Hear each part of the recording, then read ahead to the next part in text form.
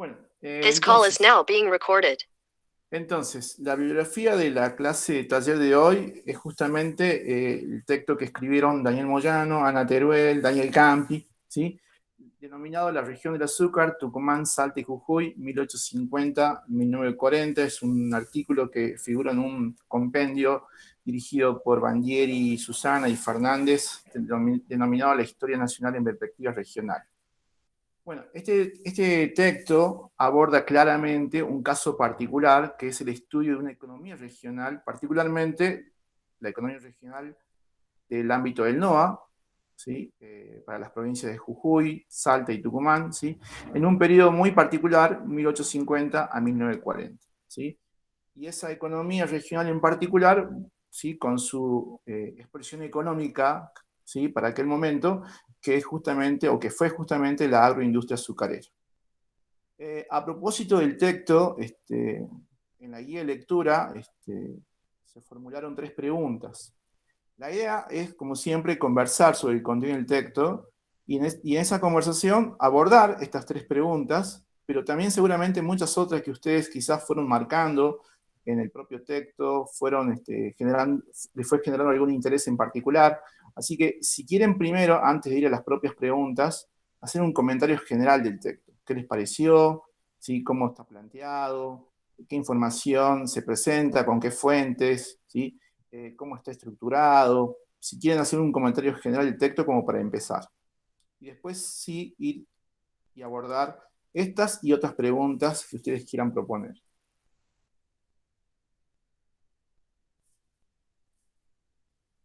Bueno, la pregunta inicial sería si llegaron a leer el texto, si lo leyeron en su totalidad, en parte, y qué les pareció.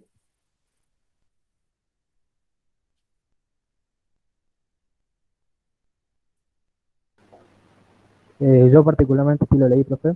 Sí, adelante. Y me pareció muy bueno el texto porque explica más o menos cómo nuestra zona se fue construyendo social y económicamente, cómo las poblaciones fueron creciendo, cómo intervino el gobierno nacional con los acuerdos entre las clases que tenían poder y tierras, y cómo hacían convenios para convencer a la gente para que vaya a trabajar y prácticamente viva alrededor de los ingenios y viva prácticamente de los ingenios. Me parece muy interesante porque nos define prácticamente cómo está ahora la Puna, cómo está despoblada, y Ledesma cómo tiene esa gran cantidad de gente alrededor, y también San Pedro. Bien, Lucas, tu comentario inicial reúne justamente, haces mención a una serie de factores, ¿sí? Que en el texto se van presentando y desarrollando, que explicarían justamente por qué en esta región, ¿sí? Se desarrolló esta industria azucarera. Y decimos industria porque previamente tuvo un desarrollo justamente preindustrial y artesanal, ¿sí? Cuya importancia los autores destacan, porque es justamente lo que explicaría lo que a posteriori fue justamente el desarrollo industrial, con una combinación de factores que mencionaste recién, que tienen que ver con el aspecto político, que tienen que ver con el aspecto económico, el tema de la infraestructura, la inversión de capitales, que a su vez provocó el desplazamiento de población. Así que en eso es cierto lo que decís, el texto hace una revisión bastante completa, no solamente del origen de la actividad en su aspecto artesanal primero, industrial después, sino también justamente en el impacto que tuvo esta actividad a nivel económico, social y con claras implicancias políticas también. ¿Algún otro comentario como el de Lucas para iniciar el análisis del texto? O si ya quieren abordar de modo específico alguna de las consignas.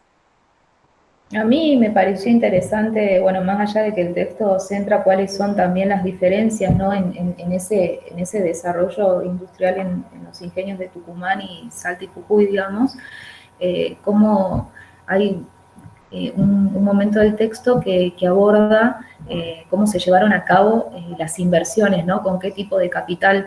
Y eso también me parece que está bueno porque nos permite interpretar lo que sucede actualmente con los ingenios aquí en la provincia de Jujuy, y sin ir más lejos, la problemática que tuvo el ingenio La Mendieta, ¿no? Hace muy poco, también ahí con unos capitales que han dejado de ser locales, digamos, ¿no? O qué es lo que ha pasado con esos ingenios las manos por las cuales han ido pasando esos ingenios y las problemáticas que dieron inicio de alguna forma en esta forma de trabajo, en este liberalismo. Bien, bien. Destaco dos cosas del comentario de la compañera. La primera que hizo mención es que a lo largo del texto se transita, los autores proponen transitar y reconocer y caracterizar dos modelos diferentes, ¿no?, en la práctica económica que implicó el desarrollo industrial azucarero. El modelo tucumano por un lado y el modelo salto jujeño por el otro. Y el segundo aspecto a destacar, al menos de lo que dijo la compañera por mi parte, es esto que sirve justamente todo este análisis concentrado para las décadas de 1850 a 1940, que se presenta en el texto. Sin embargo, las implicancias que tiene en la actualidad, porque seguramente lo del texto nos sirve mucho como insumo para analizar justamente la situación actual de estos ingenios que en Jujuy tienen una presencia importante y decisiva, no solamente en la cantidad de tierras que tienen y administran, sino en la generación de empleo, que justamente esta actividad da la oportunidad justamente para esa generación de empleo que emplea justamente a una importante parte de la sociedad, particularmente, ¿sí?, en los valles orientales de nuestra provincia.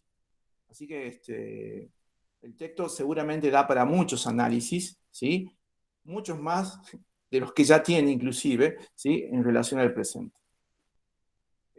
Bien, no sé si hay algún comentario más o abordamos directamente las consignas. ¿Profe? O quieren recorrer el texto por títulos. Adelante. Yo. Bueno, también a mí me interesó, digamos, como que lleva a pensar cómo inicia cuando dice que a partir de la prosperidad pampeana inserta exitosamente en la economía mundial, potenciaba diferencias, digamos, con las regiones y es como que interesante ver cómo el texto separa desde esas otras regiones, digamos, diferentes a la que tenía un éxito económico y cómo era necesario para estar de acuerdo con ese modelo, con el modelo agroexportador, el usufructo monopólico de un mercado interno de consumo masivo. Y ahí, bueno, y relata lo de que es la producción fabril de azúcar en Jujuy, Salta y Tucumán. Bien, acá del comentario de la compañera, otro elemento que agrega que la compañera es justamente tener en cuenta cómo este desarrollo económico regional, ¿sí?, que los autores describen, tiene que ver mucho con, de algún modo, articularse con ese desarrollo económico, justamente que tiene amplio impacto en la región pampeana con el modelo exportador, ¿sí? El modelo industrial azucarero de Salta y Jujuy no es exportador, está destinado al mercado interno, pero ese mercado interno se ha dinamizado de tal manera justamente por las consecuencias y efectos del modelo agroexportador. Así que claramente los autores señalan que este modelo económico regional se articula con aquel otro, que es el que permite a la Argentina insertarse al mercado capitalista mundial. O sea que mientras el país se inserta al modelo capitalista mundial con un modelo económico en particular, que es el modelo exportador, la región se articula con esa región económica dinámica, que es la región pampeana, a través de este modelo económico que es la producción agroindustrial azucarera, ¿sí? Bien, como verán acá los comentarios de ustedes mismos justamente van sumando elementos para ir completando este amplio panorama que analizan los autores. Así que, bueno, ¿qué otros comentarios quieren sumar?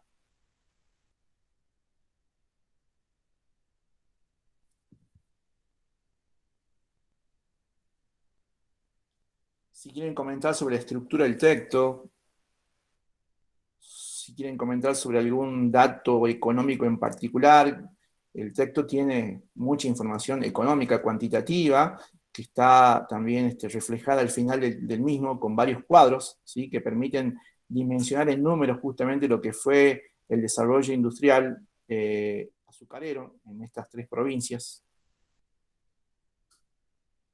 Si quieren tomar el aspecto laboral, el aspecto poblacional, el aspecto de los capitales, el aspecto de la infraestructura.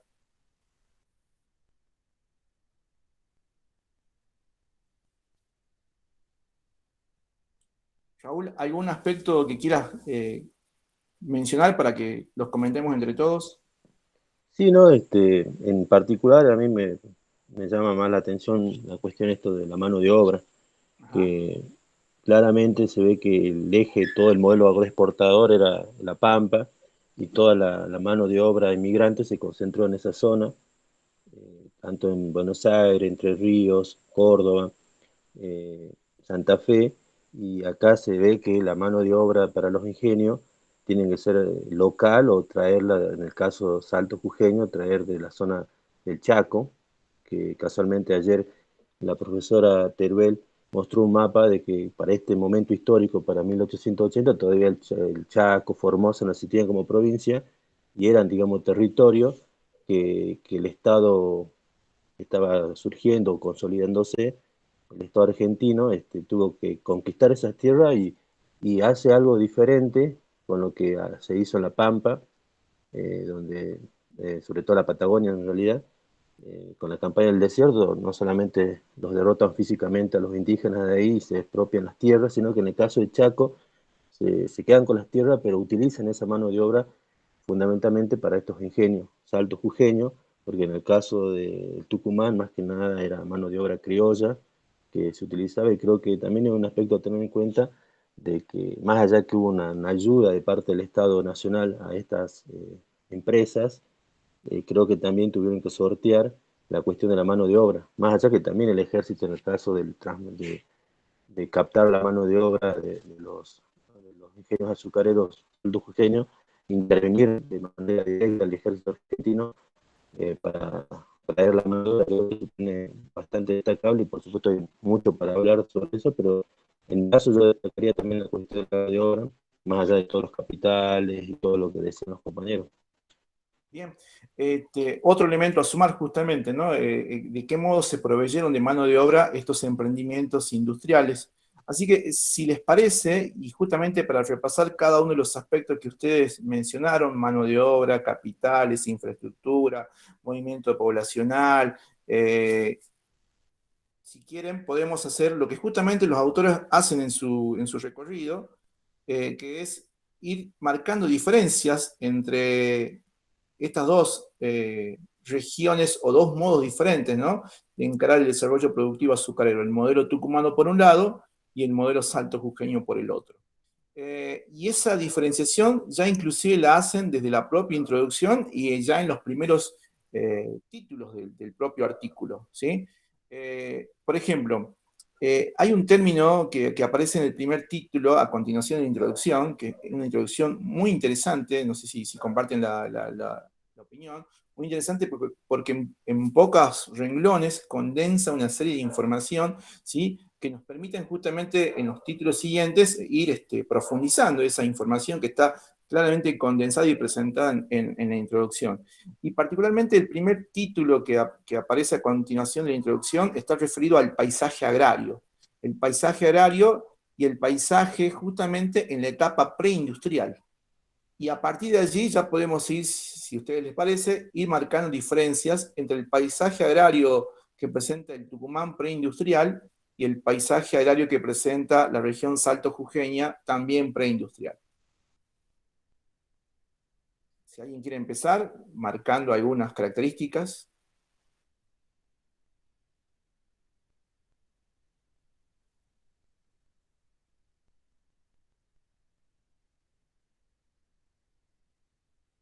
Bien, si les parece y participen libremente, pueden intervenir libremente, si les parece, ir comentando que en el caso tucumano, y ya desde los tiempos coloniales, Tucumán se diferencia de Salta y Jujuy, ¿sí?, por ser una región mayor, con una mayor densidad poblacional, ¿sí? La densidad poblacional de Tucumán, que también en la actualidad es notoria en relación a Salta y Jujuy, ya también data del periodo colonial. Tucumán se había convertido durante el periodo colonial en un importante centro comercial y de producción artesanal. Y como parte de esa producción comercial y artesanal, ¿sí?, una de las actividades, no la excluyente, pero sí una, era justamente la actividad azucarera, ¿sí?, en su formato todavía artesanal, ¿sí? Pero esa actividad azucarera tucumana no era la única, se combinaba con otras actividades manufactureras que le daban al Tucumán colonial una importancia por su producción económica, comercial, artesanal, pero también importancia por su ubicación geográfica, al de algún modo ser el centro económico de esta parte de la región colonial, que combinaba justamente o articulaba de algún modo los vínculos entre las tierras altas, ¿sí?, y las tierras bajas de aquel todavía virreinato del Río de la Plata. En las décadas siguientes, y tras la Guerra de Independencia, la Guerra de Independencia, que permitió finalizar las mismas, de algún modo reconstruir los circuitos comerciales, ¿sí?, que databan de la época colonial, pero ya reconstruidos en ámbitos republicanos o en proceso de formación del Estado-Nación de Argentina. En esas décadas posteriores a la Guerra de Independencia, Tucumán recuperó de algún modo esa importancia comercial y productiva que supo tener durante el régimen colonial. Y como parte de esa recuperación, nuevamente la actividad azucarera vuelve a estar presente, aunque todavía sigue siendo una más entre tantas. Sin embargo, la élite comercial tucumana supo acumular una serie de capitales, ¿sí?, en las décadas del 40 y en las décadas del 50, una serie de capitales que le van a permitir de algún modo reinventarse y reconfigurarse en función de lo que va a empezar a ocurrir en el país a partir de 1870, 1880, que es justamente las décadas en que se inicia esta reconfiguración económica del país en función de insertarse al mercado capitalista mundial. Si bien Tucumán no forma parte de la región pampeana, donde el modelo exportador claramente va a ser el predominante, si bien Tucumán no está en esa región, pero la élite comercial tucumana, con los capitales acumulados, ¿sí?, en las décadas anteriores, va a tener que reconfigurar la propia economía tucumana para articularse con ese modelo que funcionaba específicamente en la región pampeana. Y en esa reconfiguración, justamente la opción que se va a tomar es la del azúcar, ¿sí? Pero esta opción, por una actividad en particular, el azúcar, en el caso de Tucumán, va a venir de la mano de una gestión política muy intensa que la élite tucumana supo desarrollar a partir de 1850 y particularmente a partir de la década del 70, cuando Tucumán a nivel nacional tenga una fuerte presencia, ¿sí?, política, justamente con dos presidentes, ¿sí?, Avellaneda en primer término y Roca un tanto después, ¿sí?, ambos tucumanos. Y justamente en los gobiernos de estos presidentes se logró, en beneficio de esta élite tucumana, ciertas protecciones arancelarias y fiscales que le permitirían justamente a esta élite comercial tucumana invertir esos capitales acumulados en décadas anteriores para dar inicio a lo que sería la actividad industrial azucarera. Si bien todavía no podemos hablar de una industria, pero sí podemos empezar a hablar, y así lo proponen los autores, de una serie de inversiones que esta élite comercial empieza a realizar. Y esa serie de inversiones básicamente va a estar dirigida a renovar el material tecnológico con el que se producía el azúcar. El azúcar, desde tiempos coloniales y de forma artesanal, se producía con trapiches de madera, ¿sí? Pero a partir de la década de 1850 y más intensivamente en el 60 y el 70, va a haber una renovación del material tecnológico con el que se produce el azúcar en Tucumán. Así que la producción de azúcar en Tucumán es de larga data, pero a partir de 1860, 70, hay una renovación tecnológica, que se acentúa aún más cuando finalmente el ferrocarril, en esta extensión de vías férreas que vimos en la clase anterior, ¿sí?, llegue a Tucumán. Con la llegada del ferrocarril, Tucumán claramente queda enlazado, con este nuevo medio de transporte, enlazado a la región pampeana y al puerto de Buenos Aires. No solamente queda enlazado, sino que le va a permitir justamente a través de ese medio proveerse de maquinaria aún más nueva y con mayores dimensiones, ¿sí? Maquinaria que va a llegar a Tucumán primero y años después llegará a Salta y Jujuy cuando la misma línea de ferrocarril se extienda más al norte.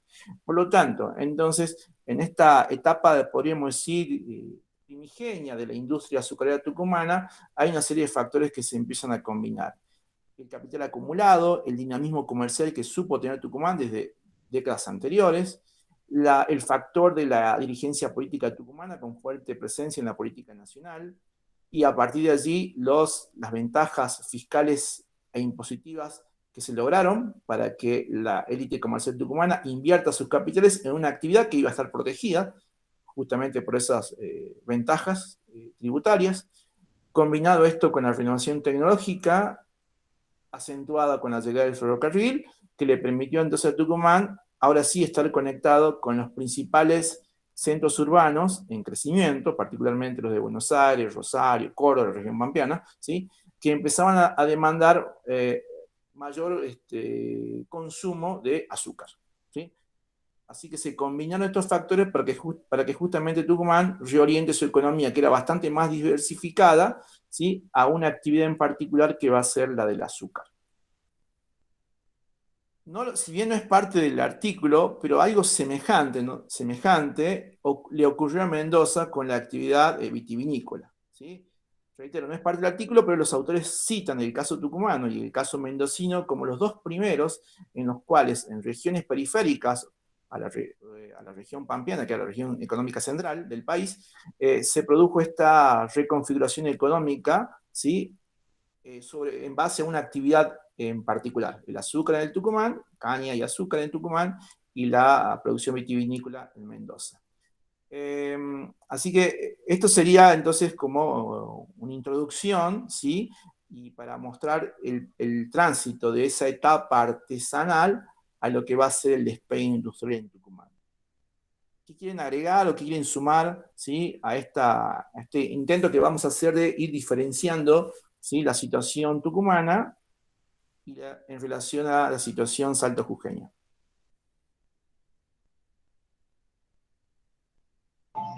Profe, Adelante.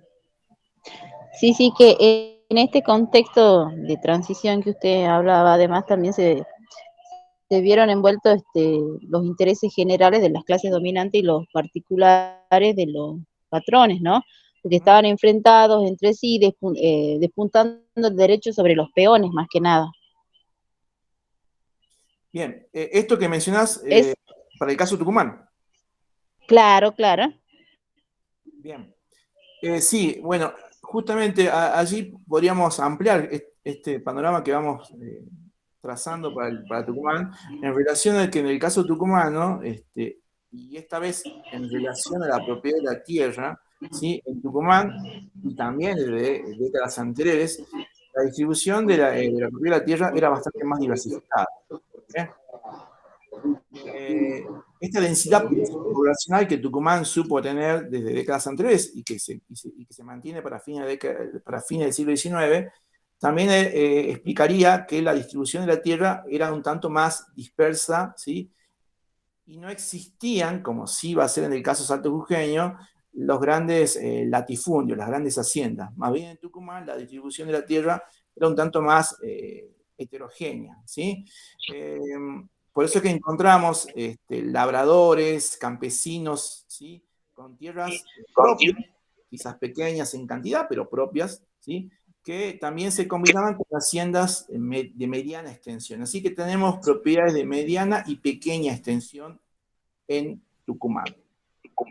Y esto no se va a modificar mucho porque justamente la frontera agrícola tucumana, ¿sí? Ya está prácticamente al tope de su capacidad, ¿sí?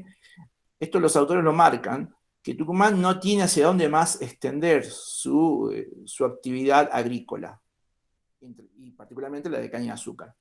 A diferencia de Salta y Tucumán, donde la frontera agrícola todavía tiene posibilidades de expansión, porque justamente las haciendas que durante el periodo preindustrial de Salta y Jujuy, por su ubicación pueden extender justamente las plantaciones de caña hacia el oriente, ¿sí? Hay una posibilidad de extensión de frontera agrícola en Salta y Jujuy que Tucumán no tiene, ¿sí? Y eso va a ser un condicionante para la producción tucumana y justamente todo lo contrario, una posibilidad plena para la producción azucarera de Salta y Jujuy, ¿sí? Esta diferencia de fronteras agrícolas. En Tucumán ya prácticamente al tope, mientras que en Salta y Jujuy las posibilidades de extender la frontera agrícola para la producción de caña todavía tienen bastantes posibilidades.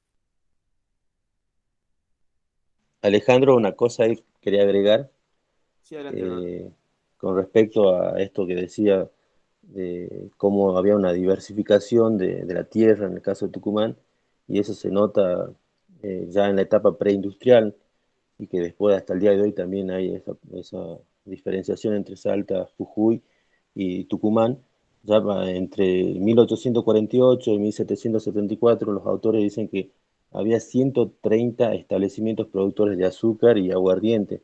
O sea, es impresionante la cantidad de productores, si se puede decir así, pequeños productores con en este producto que es la caña, y ya para la época esta todavía preindustrial en Jujuy, había haciendas que también estaban todavía en modo artesanal, pero que eran muy pocas, o sea, eran contadas, digamos, no llegaban a más de 5 haciendas en Jujuy, y en Jujuy en particular. En Salta, bueno, también había otras tanto, pero que eran muy pocas, o sea, no llegaban a 10 estas haciendas, y que ya había una concentración de la tierra de parte de los futuros empresarios azucareros acá en la zona de Jujuy y Salta. Sí, y tal cual, estas condiciones del Tucumán preindustrial y de Salta, Jujuy preindustrial también, son las que de algún modo se van a manifestar y reflejar cuando se produzca el despegue de la industria azucarera, ¿sí? Por eso es que los autores señalan estas diferencias ya inclusive en la etapa preindustrial, que también van a tener impacto cuando se produzca el despegue industrial azucarero. En el caso tucumano, como dijimos hace un momento, entonces a partir de 1870 ya podemos hablar de una renovación tecnológica y el principio de la producción industrial azucarera. En el caso de Salta y Jujuy, un tanto después, ¿sí? Cuando el ferrocarril finalmente llegue a esta región y posibilite a los primeros inversores, ¿sí? De estas haciendas jujeñas y de Salta también, poder reconvertir su actividad, que hasta ese momento era artesanal, en una industrial, ¿sí? Así que hay unas décadas, podríamos decir, de diferencia entre el despegue industrial tucumano y el salto jujeño. ¿Qué otra diferencia, qué otro aspecto quieren tratar en esto de marcar justamente distinciones entre un modelo azucarero y el otro?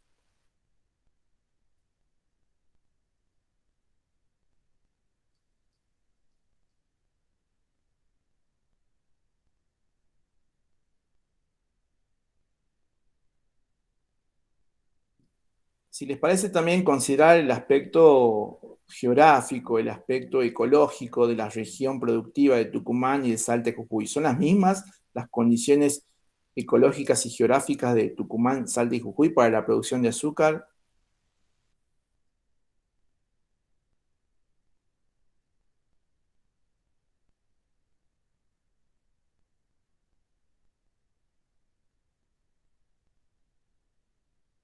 Bien, al respecto los autores señalan que, bueno, hay algunas diferencias, ¿sí?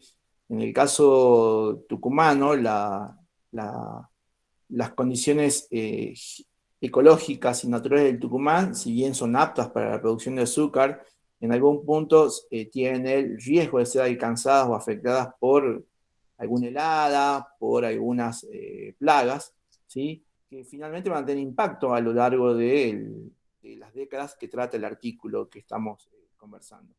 En el caso de Salta y Jujuy, ¿sí? Por estar ubicadas en una región más oriental y con un clima un tanto más subtropical, ¿sí? Las heladas son, bueno, algo muy inusual, ¿sí? Por lo tanto la producción de caña no tiene ese riesgo, y también por una cuestión de condiciones ecológicas, estuvieron varias veces a salvo de plagas que sí afectaron, ¿sí? La producción azucarera tucumana. Así que inclusive allí también habría un factor a favor de la producción azucarera para la región salta jujeña en relación a la tucumana. ¿Qué otro elemento quieren agregar para diferenciador entre ambos modelos?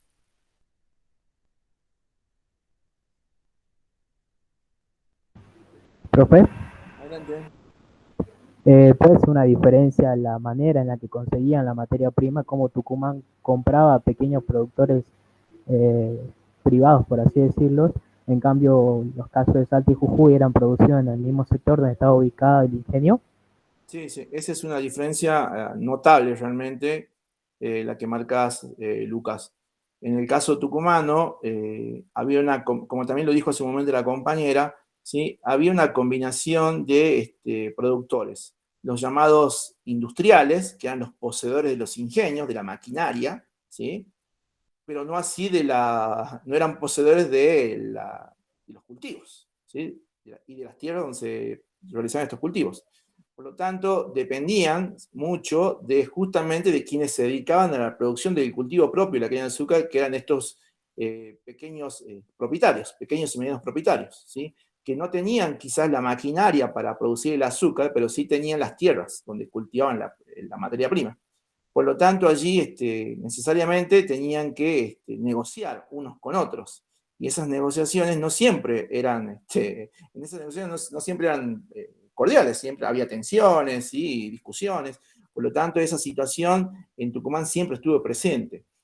De hecho, los ingenios tucumanos, los autores señalan, a tal punto dependían justamente de la producción de caña de azúcar de estos cañeros independientes, ¿sí?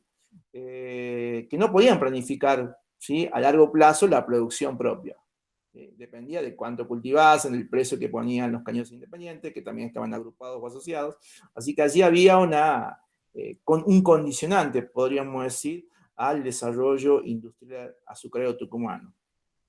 Que en el ámbito salto-jujeño no ocurría, porque algo que los autores van marcando, cómo se va construyendo, que estos ingenios, los de Salta y Jujuy, son ingenios que más bien se convirtieron en unidades económicas autónomas, ¿sí? Porque en sí mismos los propietarios de estas haciendas, los inversores en estas haciendas azucareras, ahora ya convertidas reconvertidas a la actividad plenamente industrial con la incorporación de tecnología, ¿sí? Ellos sí podían contar entonces, eran los propietarios tanto de la maquinaria del propio ingenio como también de las tierras de cultivo. Por lo tanto, podían planificar a largo plazo, ¿sí?, la actividad económica de sus respectivas inversiones, ¿sí?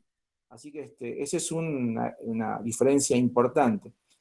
Y en relación a eso también marcar la diferencia en la cantidad de ingenios que había en Tucumán y la cantidad de ingenios que habría en Salta y Jujuy. No sé si quieren comentar algo al respecto.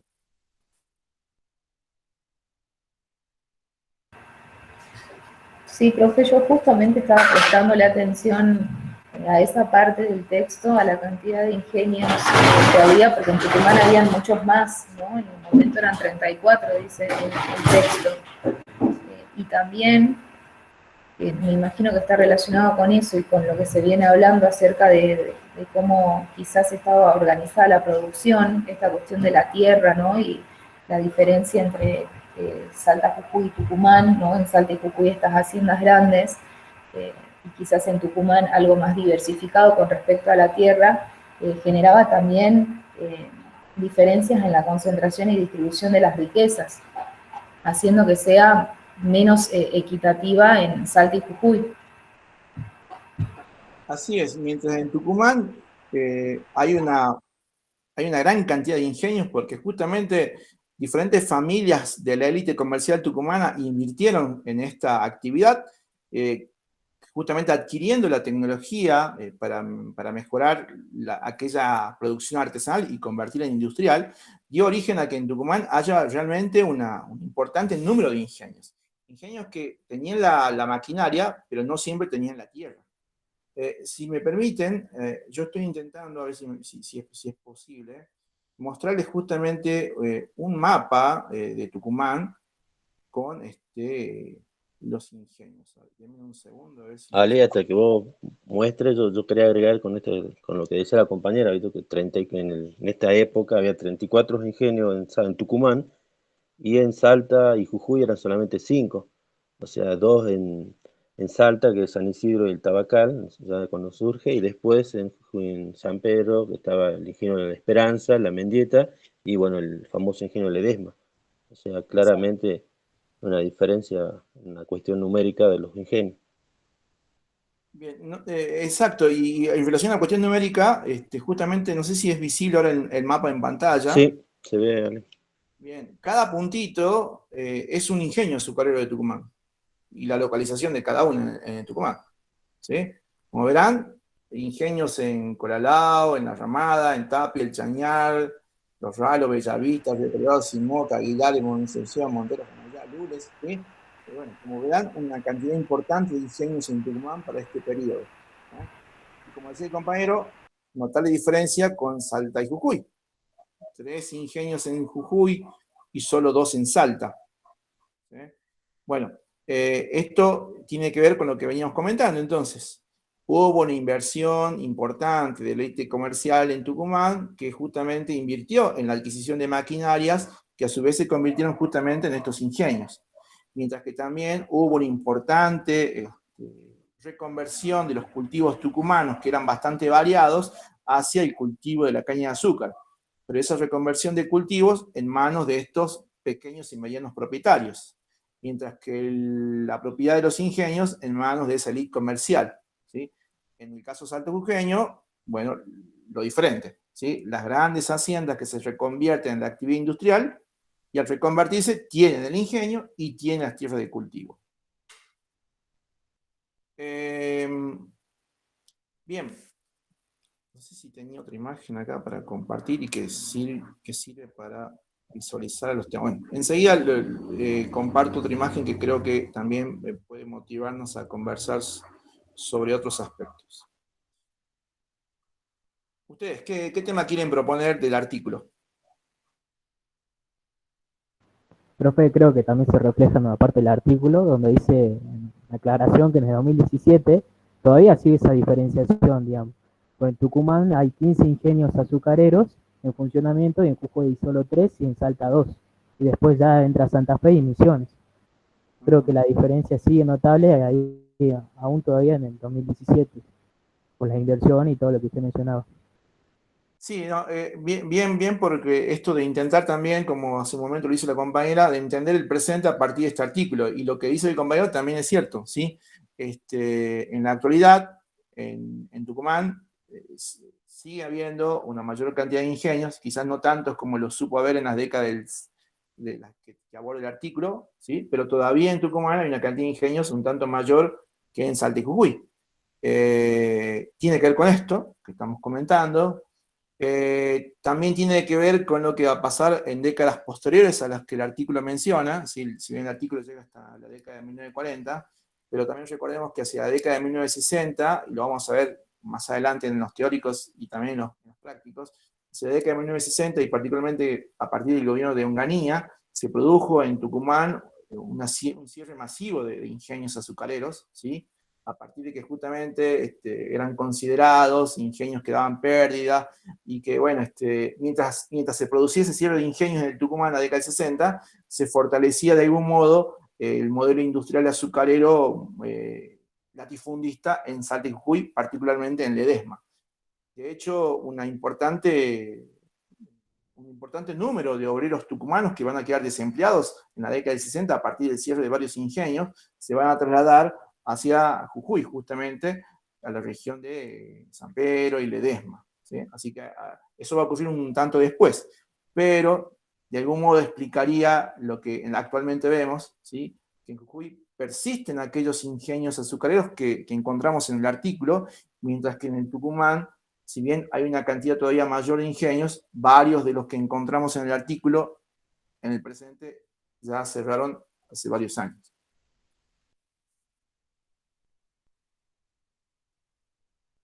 Bien, ¿qué otro tema quieren sumar al conversatorio? La idea es que todos podamos participar.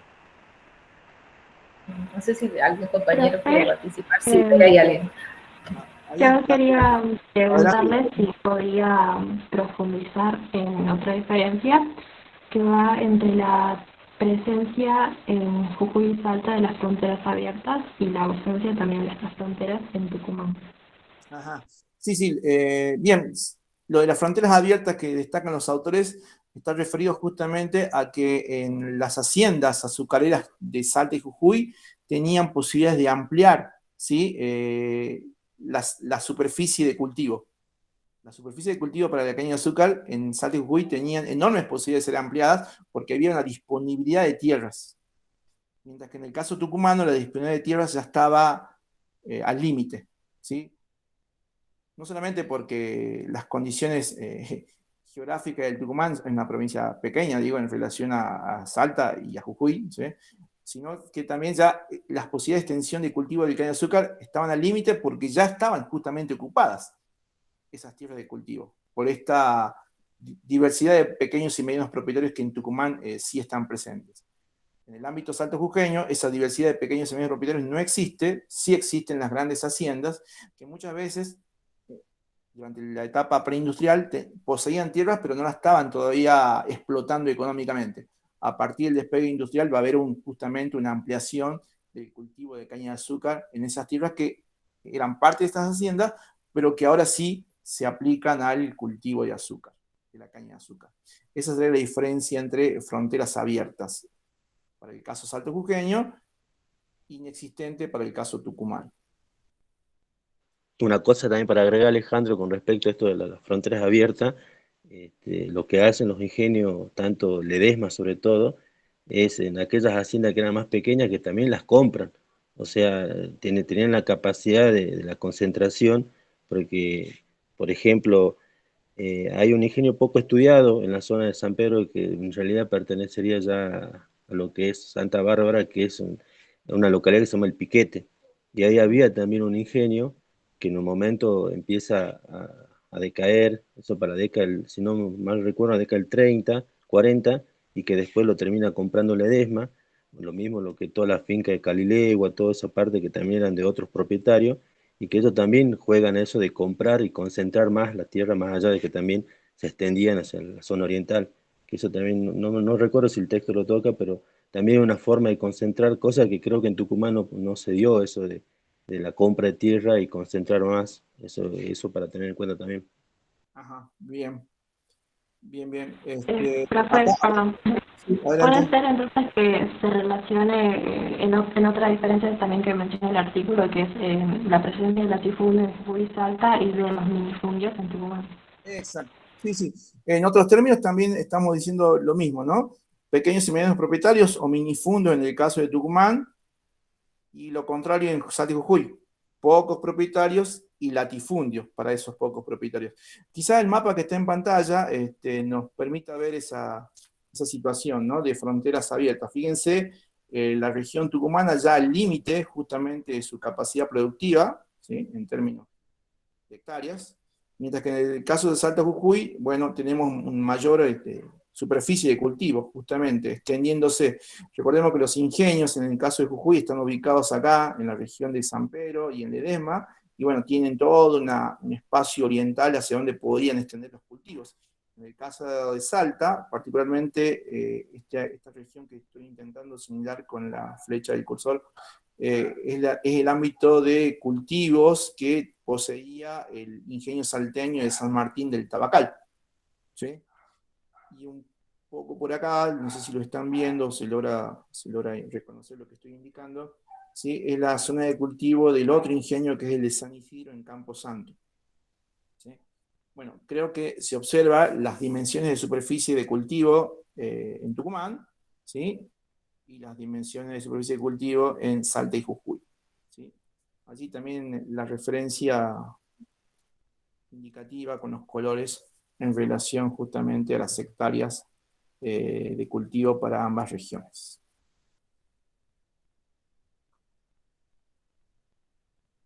Bien, no sé si tienen algún otro comentario. Hay bastante más. Si quieren ir sumando aspectos a comparar o a comentar.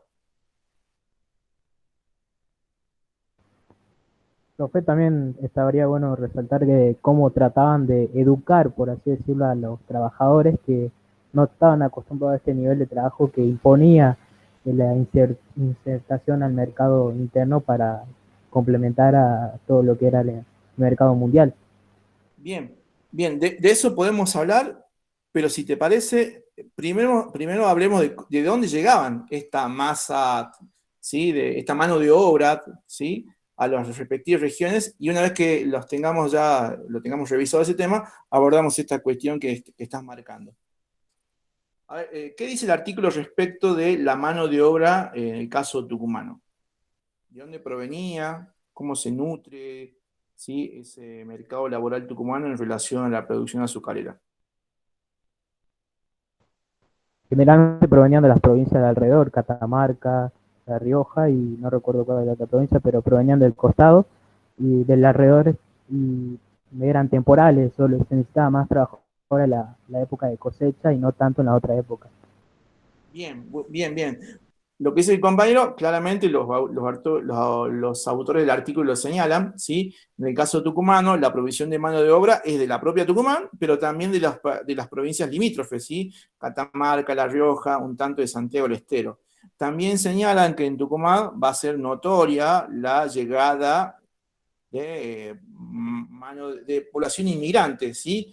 Que si bien en relación a los centros urbanos de la región pampeana, la población inmigrante que llega desde Europa es menor en el ámbito de la región del norte, porque la mayoría de la población inmigrante que llega de Europa se va a instalar en la región pampeana, si bien con esa diferencia marcada, en Tucumán la presencia de inmigrantes es un tanto mayor en relación a Jujuy y Salta. Así que por eso es que para el caso tucumano, la mano de obra es bastante heterogénea, ¿sí? La propia población criolla tucumana, la población de las provincias limítrofes, Catamarca y La Rioja, y la llegada de inmigrantes que llegan justamente a Tucumán a través del ferrocarril. Y en el caso de Salta y Jujuy, ¿de qué manera los autores indican que se proveen de mano de obra?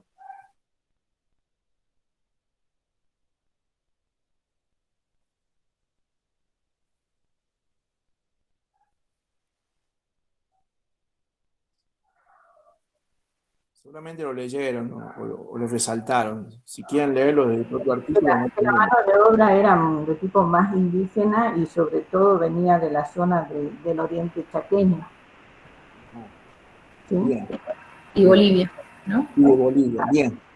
Ahí también hay el caso, profesor, que lo leí en un libro del doctor Cruz, donde dice que a raíz de eso los indígenas acá por ahí como que no hacían caso a quienes, ¿no es cierto?, los llevaban para poder trabajar en la zafra, y entonces cuando era la época de los frutos del algarrobo se iban porque ellos hacían una bebida que era la loja. Entonces lo que ellos decían era que había que dejarlos ir, por cuanto ellos, una vez que pasara este periodo de aloja, que era como un descanso, digamos, para ellos volvían de nuevo a trabajar al ingenio. Sí, sí, esto que estás marcando, esto que nos comentás, tiene que ver con lo que el compañero también mencionó hace un momento, que es esto de intentar de algún modo disciplinar la mano de obra.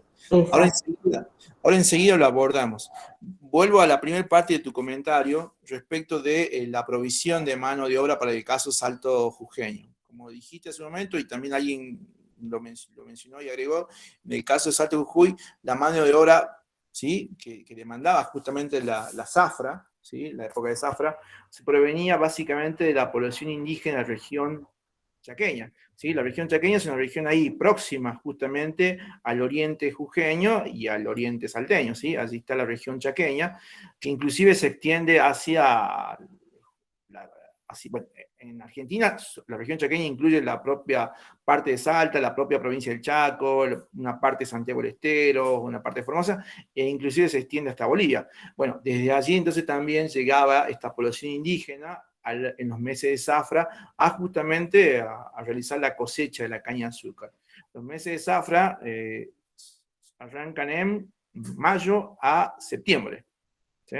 De mayo a septiembre son los meses de la zafra. También entonces llegaban poblaciones de las tierras altas, ¿sí? De las tierras altas, no solamente de la región chaqueña, sino también de las tierras altas. Y cuando decimos las tierras altas nos referimos justamente a las regiones de la Puna de Jujuy, las tierras altas también de Salta y también de Bolivia, ¿sí? Así que desde allí se proveía de mano de obra entonces, para el momento de la zafra, los ingenios de Salta y Jujuy. Alejandro. Sí, adelante.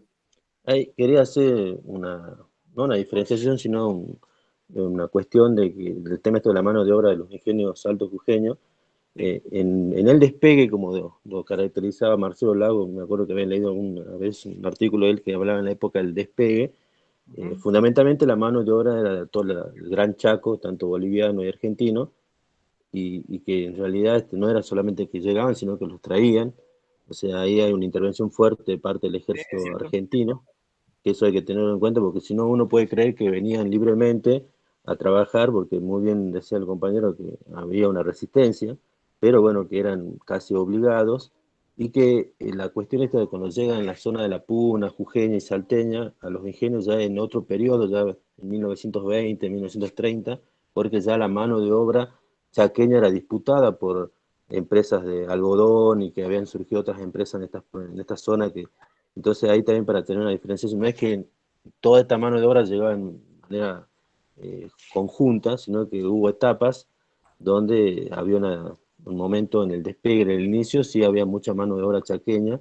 Lo que yo sí estaba leyendo por otro lado, que la mano de obra guaraní, que vendría a ser la del sur de Bolivia, sí ellos vinieron, entre comillas, un poco más de manera independiente, no tanto arriados, vamos a decir, por participación del ejército argentino, porque ellos también tuvieron un problema, los guaraníes bolivianos, y también el Estado republicano boliviano les quitan las tierras a ellos y se tienen que desplazar de manera obligatoria a otra zona, y es donde casualmente, por ejemplo, los matacos, los huichi, que son de la zona del Chaco argentino, ellos casi no se quedan de manera permanente en Salta y Jujuy. En cambio, los guaraní que vienen de la zona de Bolivia persisten hasta el día de hoy. Estas grandes comunidades, casualmente seguramente alguien escuchó el Pimpín, tiene que ver esa parte cultural de estas comunidades, porque ellos no tenían a dónde volver, porque el Estado boliviano les quitaron las tierras. O sea, eso y está relacionado con también lo que había hecho el Estado argentino para este periodo, cuando les quita las tierras en la zona patagónica a los indígenas también. Bien. Bien, Raúl, es cierto lo que marcas. Hay varios aspectos de lo que comentó el compañero Raúl que tenemos que tener en cuenta, ¿no? Así como en clases anteriores hemos mencionado el caso de la conquista del desierto, ¿sí? Llamada de ese modo, ¿sí? Que realizó Roca en los años 1879, 1880. En la misma década de 1880 se va a realizar una incursión a la región del Chaco, ¿sí? Una incursión del ejército argentino, ¿sí? Para justamente ocupar de forma efectiva ese territorio que todavía estaba habitado por las comunidades indígenas, que en su gran mayoría eran de la vertiente cultural aba-guaraní, ¿sí? Así que hay a tener en cuenta que este desplazamiento de las poblaciones indígenas, ahora con el despegue de la industria azucarera hacia los ingenios altos jujeños, tiene que ver justamente con esas incursiones que hizo de conquista el ejército argentino, en este caso el general Vitorica, que es el que condujo la llamada conquista del Chaco, ¿sí? Es la que también tiene bastante que ver con este desplazamiento de las poblaciones indígenas chaqueñas hacia los ingenios azucareros. A tal punto llegó la coacción, que también se mencionó acá el compañero Raúl y otros compañeros anteriormente, a tal punto llegó la coacción que tenemos tristemente que hacer mención a eventos puntuales de masacre de comunidades indígenas, ¿sí? La de Napalpí, por ejemplo, en la región del Chaco, donde la comunidad indígena Napalpí fue masacrada por no querer o por resistirse justamente a ir a los ingenios o a ir a las plantaciones de algodón.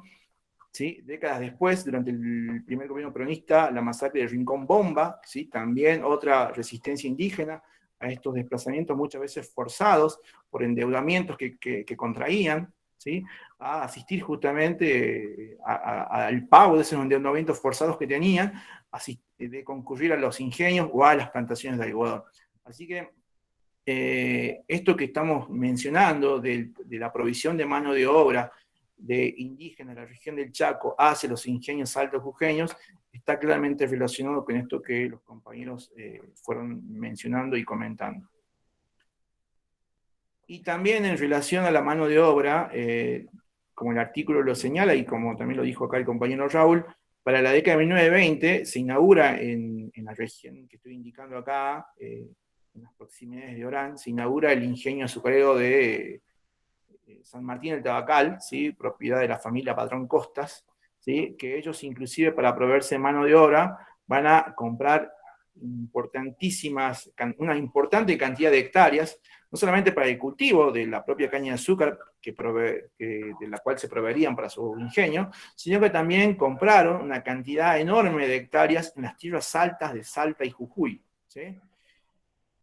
Y esa compra de tierra de zonas de cultivo, de pastoreo, de bosques inclusive de la región salto-jujeña, del pedemonte salto-jujeño, tenía que ver con que justamente las poblaciones que vivían en esas hectáreas que compró la familia Patrón Costa, debían pagarles un arriendo justamente por el uso de las tierras, por el uso que hacían con su ganado, por el uso que hacían con el cultivo. Y como parte del pago del arriendo, debían justamente asistir en los meses de la zafra al ingenio azucarero de la familia Patrón Costas. Es decir, que de ese modo, este ingenio azucarero de San Martín del Tabacal se aseguraba la provisión de mano de obra. Al imponer como pago del arriendo a las poblaciones indígenas de Salta Jujuy, la puna salto jujeña, ¿sí? Imponerles como pago del arriendo el trasladarse hacia el ingenio de San Martín del Tabacal para la época de zafra. Terminada la época de zafra, volvían a su región o lugares de origen para justamente continuar con sus actividades que les permiten la subsistencia. Así que eso también era un modo entonces de asegurarse la mano de obra. ¿Qué otra información quieren sumar a esto de la mano de obra que estamos comentando? ¿Que les haya interesado? Sí. Tengo entendido, profesor, que el señor Patrón Costas no solo veía la cuestión esta de las plantaciones de caña de azúcar, todo eso, sino también, como estaba relacionado con las élites gubernamentales, tenía otro tipo de emprendimiento. En el caso de Jujuy, con el trato con la manufacturación que se le hacía a los cueros, porque él tenía acá una barraca donde llegaban los camiones y cargaban todos los cueros que salían del matadero municipal y eran llevados a Buenos Aires. Ahí tuve conocimiento del señor Patrón Costas. Es un comentario que lo hago al margen. No, sí, esto que mencionás tiene que ver con la inversión en diferentes negocios y emprendimientos que realizaban justamente estas personas, ¿no? Si bien la principal actividad era el cultivo de azúcar, el cultivo de la caña de azúcar y la producción de azúcar, se invertían en otras actividades comerciales, ya sea de manera temporaria, o porque el negocio se generaba así por una cuestión coyuntural, ¿sí? O de manera permanente, ¿sí? Así que sí, tenían un espíritu comercial, ¿sí? Importante que los llevaba justamente a invertir sus capitales acumulados en diferentes actividades. Pero sin duda, la actividad del azúcar es la que concentró para estas décadas el principal interés de estas élites comerciales. Y en relación a la inversión de capitales, que también se mencionó al principio de la clase, pero que no se llegó quizás a detallar, podríamos hacerlo ahora. ¿Qué diferencias podemos encontrar respecto del origen de los capitales invertidos para la agroindustria tucumana y respecto a los capitales invertidos para la agroindustria salto-jujeña?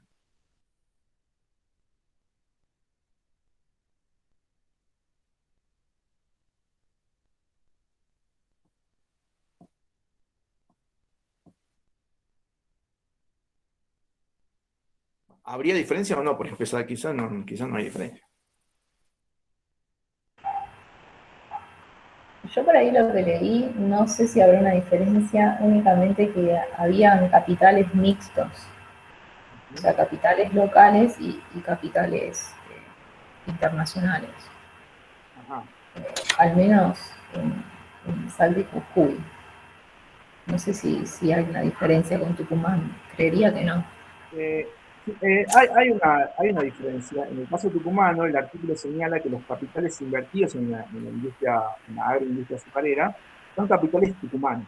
¿Sí? En principio son capitales tucumanos, que se van a combinar con el aporte de capitales nacionales que llegaban desde Buenos Aires, desde Rosario, que eran los lugares donde se consumía el azúcar. ¿Sí? Recordemos que el azúcar que se produce tanto en Tucumán como en Salta y Jujuy, si bien se produce en esta región, en realidad se consume, ¿sí? En los grandes centros urbanos del país, en proceso de crecimiento poblacional, que son justamente Buenos Aires, Rosario, Córdoba, bueno, las grandes ciudades de la región pampeana. Allí se consume la producción de azúcar. Entonces, justamente en el inicio de la agroindustria azucarera se combinó la inversión de capitales acumulados por la propia élite comercial tucumana con algunos capitales nacionales que llegaban justamente de los centros urbanos de consumo de azúcar. En el caso de Salta se parece un tanto bastante más a lo de Tucumán. Hay capitales salteños que invierten justamente en esta reconfiguración industrial de la producción azucarera artesanal que tenía Salta, ¿sí? Son capitales salteños entonces que invierten en esta reconversión. Inclusive tenemos capitales salteños también invirtiendo en el caso de la reconversión de artesanal e industrial de los ingenios jujeños. Aunque en el caso de Jujuy hubo presencia de inversores de otras regiones y de otros países. ¿Sí? En el caso de Jujuy, los ingenios azucareros, encontramos justamente inversores de capital de origen extranjero, ¿sí? Ingleses, en el caso de Leach, ¿sí? En el caso del Ledesma Wolfgang, no me sale el apellido, inversor alemán, ¿sí? Y en el caso del ingenio de la Mendieta, ¿sí? Que cambió de nombre varias veces, el ingenio de la Mendieta lo vamos a llamar, ¿sí? También con inversores jujeños, salteños y también inversores extranjeros, ¿sí? Así que allí podríamos encontrar algunas diferencias respecto de los capitales invertidos en esta reconversión industrial de la producción azucarera. Si quieren agregar algo al respecto. Wollmann. Enrique Wollmann es el inversor de origen alemán que justamente invierte en la compañía azucarera Ledesma a partir del año 1911. Sí, ese era el nombre que me faltaba detallar.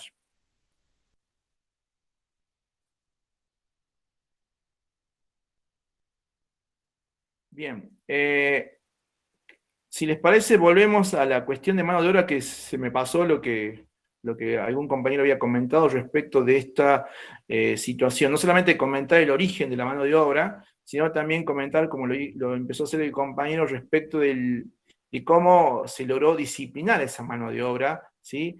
Para justamente se aboque al trabajo de la zafra. Al respecto, ¿qué información lograron destacar del artículo?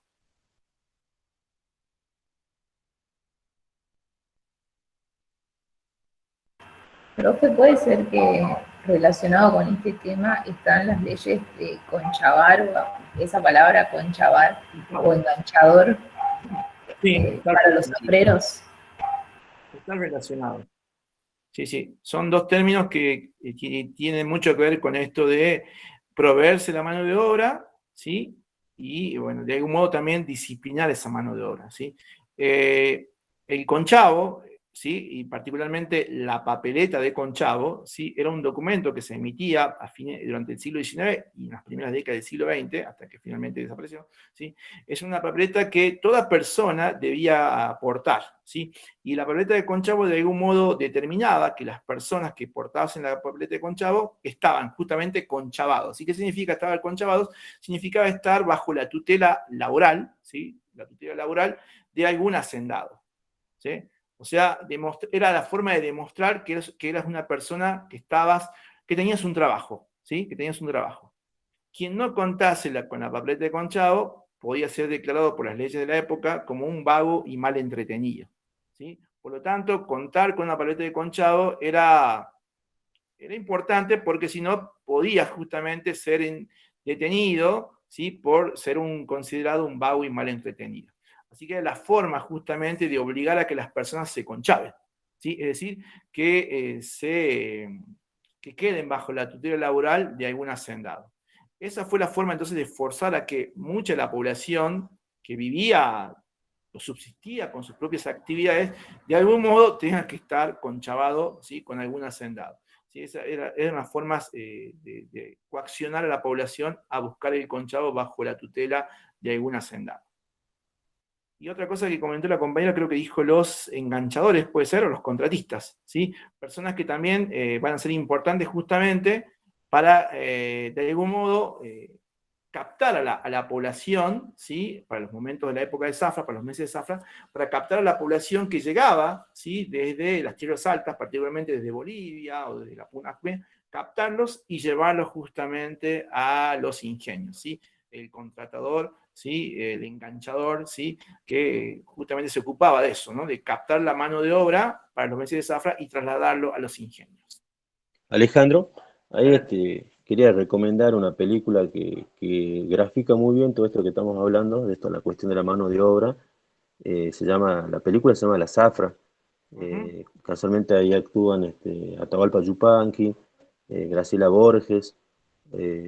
Está muy interesante porque ahí muestran de cómo esta cuestión de que en las zonas altas no solamente tenían que pagar porque arrendaban las tierras con la mano de obra, sino muchas veces los endeudaban en los almacenes, ramos generales que había en esa época, y después, como estaban endeudados, como no tenían dinero para pagar esa deuda, en la película muestran eso, de que también una forma de pagar era ir yendo a trabajar a los ingenios. O sea, está muy interesante la película porque también ahí muestra toda la cuestión esto de cómo se resistían también los trabajadores azucareros en toda esta cuestión, de cómo eran engañados muchas veces, y bueno, después ni hablar de cómo les pagaban también en los ingenios. Bien, bien, buen dato, Raúl, el tener en cuenta las producciones cinematográficas o documentales, que hay bastantes para este tema, ¿sí? Pero es cierto, ¿no? Esto de endeudarlos, una vez, además de conchavarlos, endeudarlos, ¿sí?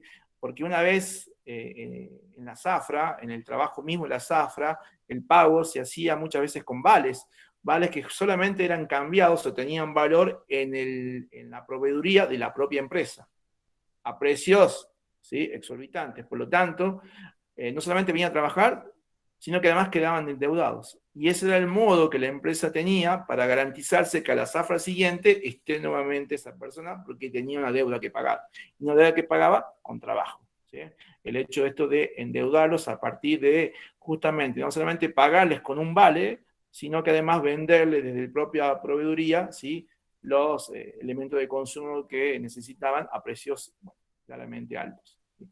Ese es un modo entonces de garantizarse la mano de obra y de algún modo también de disciplinar a esta mano de obra. ¿Sí? Disciplinarlos, ¿sí? Con la amenaza de perseguirlos por ser deudores o por no estar con trabajo. Esto que estamos mencionando era particularmente visible en el caso Salto Jujeño, ¿no? Porque en el caso tucumano, recordemos que la situación era un tanto diferente, ¿sí? Por lo que venimos marcando, ¿sí? De la diversidad de medianos y pequeños productores, ¿sí? Donde la situación de la mano de obra era diferente. Esto que estamos marcando es particularmente para Salta y Jujuy. Profe, eso también me resultó importante como analizar una frase que hace referencia a esto, como que en Salta y Jujuy la presencia de un Estado dentro de otro Estado, ¿no?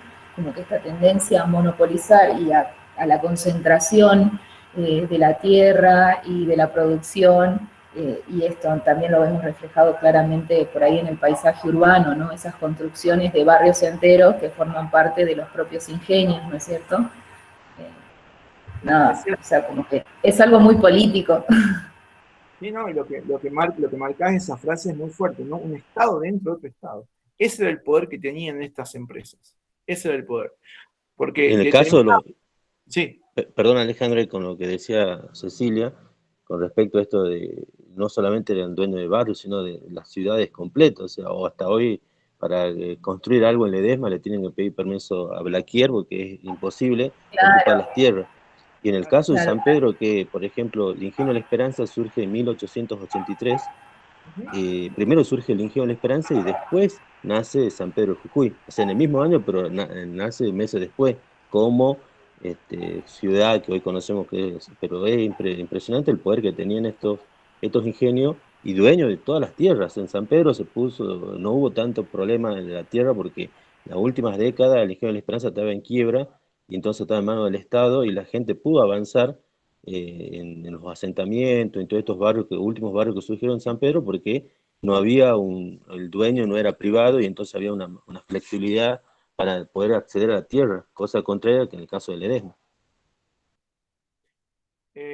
Tal cual, ¿no? Lo que marcan los compañeros. esto de pensar que tanto Ledesma como San Pedro nacieron como ciudades, surgieron como ciudades, pero eran ciudades que pertenecían a la propia empresa, ¿sí? Porque eran ciudades completamente rodeadas por las tierras de cultivo de estas empresas, de Ledesma por un lado y de La Esperanza por el otro. De hecho, la declaración de ciudades solo viene de la mano del Estado provincial. ¿Sí? El Estado provincial finalmente reconoce que son ciudades cuando ya tenían una existencia previa, pero eran parte de las tierras de la propia empresa. ¿Sí? A ese punto llegaba ¿sí? el grado de intervención y poder que estas empresas tenían.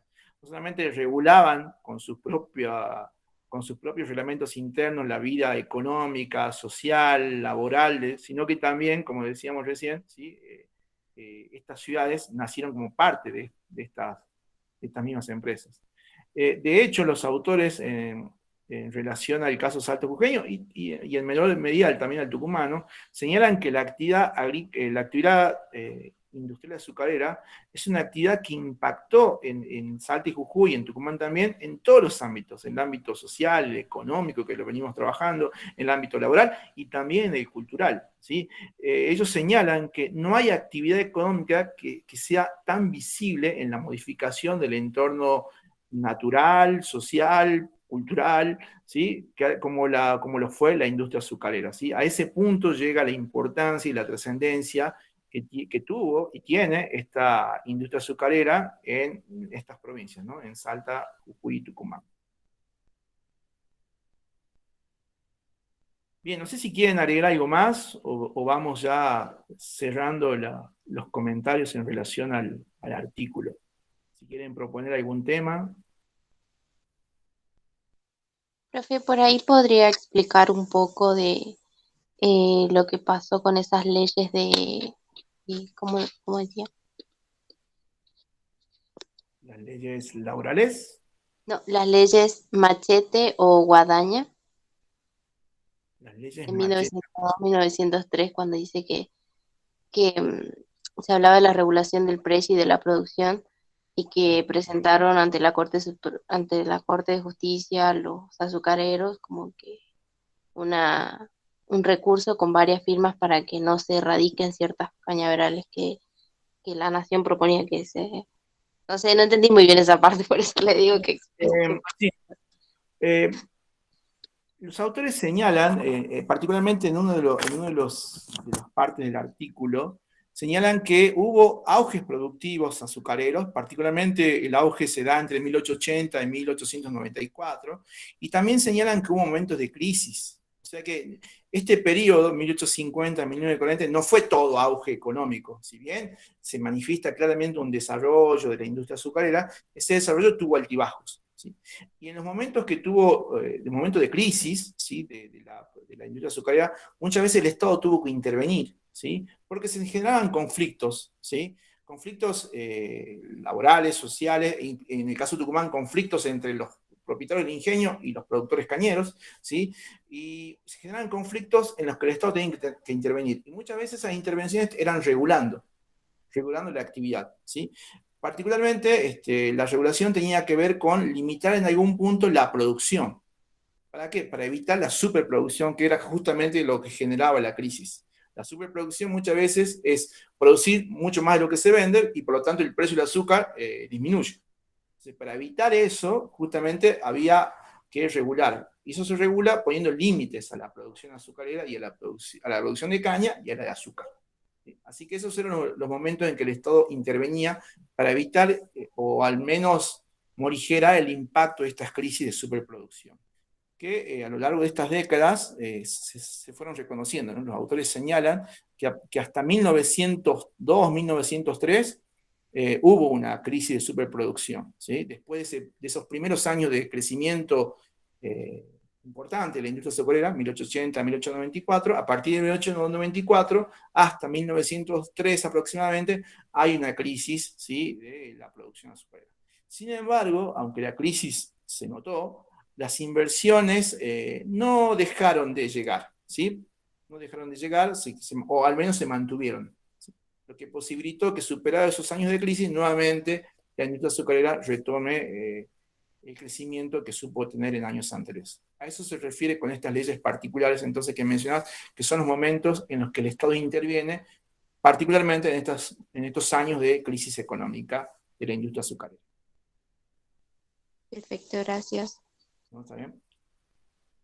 Una cosa que no sé si hemos mencionado es señalar o destacar que esta producción de azúcar de Tucumán, Salta y Jujuy, ¿sí? es una, como dijimos al principio, es una producción que tiene una reconversión industrial, que tiene un importante crecimiento en su producción, en su volumen de producción, pero es una producción que está destinada únicamente al mercado interno, ¿sí? Es el mercado interno. Porque Argentina no registra exportaciones de azúcar, ¿sí? No registra exportaciones de azúcar porque todo lo que se produce a partir de estos ingenios, ¿sí? Todo se consume en el propio país, en el mercado interno, ¿sí? Lo que se exporta, ya sabemos, no viene de Salta y Jujuy, sino que lo que se exporta de Argentina es lo que se produce en la región de la Pampa Húmeda. Alejandro, Sí. ahí quería agregar con respecto a esto que decías vos, que es solamente para el consumo interno y tiene que ver por la gran protección que le dio el Estado argentino a esta producción, y tiene que ver mucho con el lobby político que han hecho en un momento, como vos bien decías, con los dos presidentes que tuvieron los tucumanos, en el caso de Avellaneda y después el general Mitre, el general Roca, y después eso se sigue viendo con ese lobby político, sobre todo con los ingenios altos jujeños, con personajes como por ejemplo, que vos también lo mencionaste, Patrón Costas, que llegó en un momento, si no surgía el golpe de Estado del 43, de 1943, con muchas posibilidades de ser presidente también, pero llegó a ser senador, y también después el yerno de Goldman, de Ingenio Ledesma, que era Herminio Arrieta, que también llegó a ser senador a nivel nacional y hacían mucha presión a nivel nacional con los cargos políticos que tenían estos dueños de los ingenios,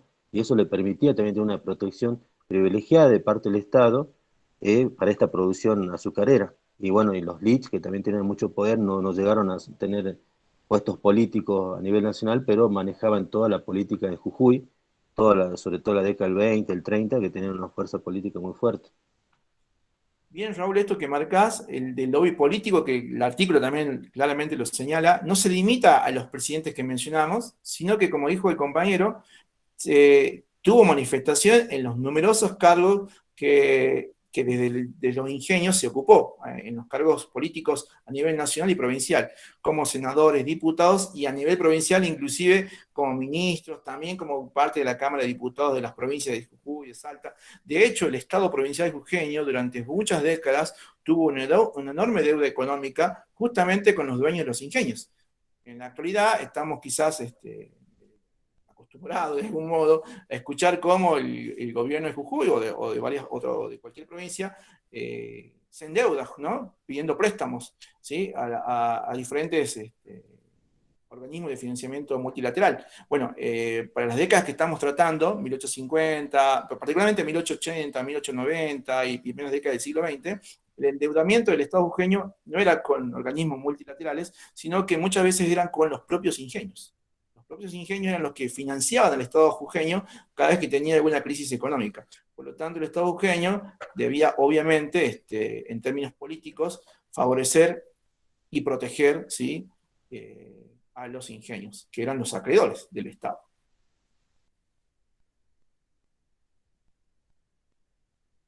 Bien, ¿algún otro comentario antes de cerrar la clase? Bien, si les parece voy deteniendo la grabación y nos quedamos ya con los comentarios finales.